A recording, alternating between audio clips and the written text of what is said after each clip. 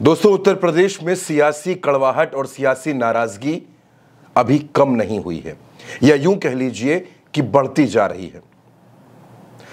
योगी आदित्यनाथ ने एक मीटिंग बुलाई। यह मीटिंग आजमगढ़ में थी, जहां आजमगढ़ वाराणसी मंडल की अलग अलग मीटिंग की गई और विकास कार्यों की समीक्षा की गई। इस बैठक में पंचायती राज मंत्री ओम प्रकाश राजभर को भी आने का न्योता दिया गया। इस मीटिंग में तमाम अधिकारी थे, मंत्री थे, लेकिन ओम प्रकाश राजभर योगी आदित्यनाथ की मीटिंग में नहीं गए। योगी की मीटिंग से उन्होंने दूरी बना ली और ऐसा नहीं था कि ओम प्रकाश राजभर उत्तर प्रदेश में नहीं थे। ओम प्रकाश राजभर लखनऊ में थे। लखनऊ में ना तो सत्र चल रहा है, ना उनकी पार्टी का कोई कार्यक्रम था, लेकिन ओम प्रकाश राजभर ने योगी आदित्यनाथ की मीटिंग से दूरी बना ली।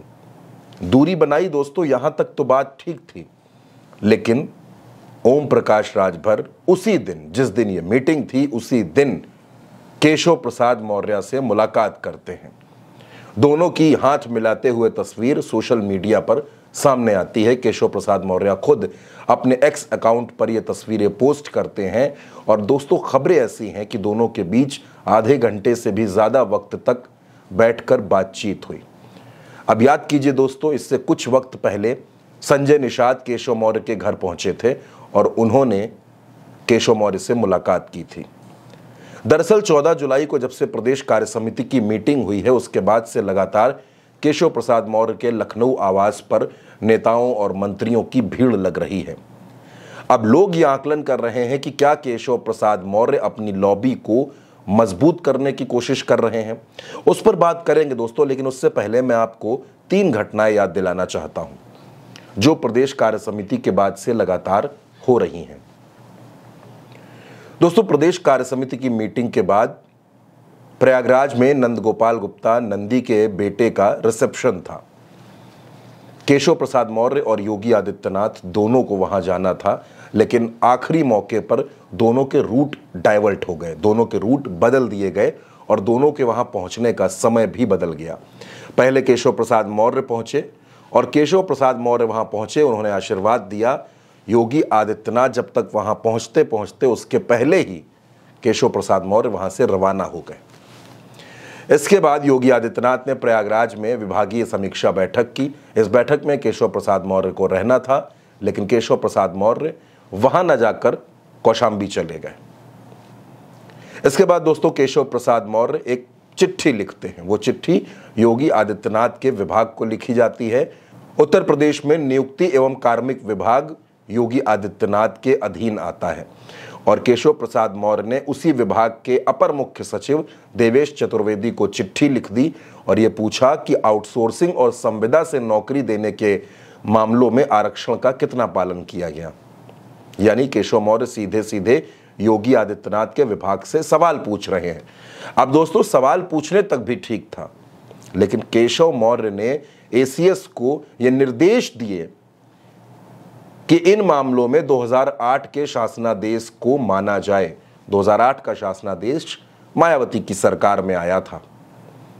अब इसके बाद से ये अटकलें लगनी शुरू हो गई कि केशव प्रसाद मौर्य आर पार की लड़ाई के मूड में आ गए हैं।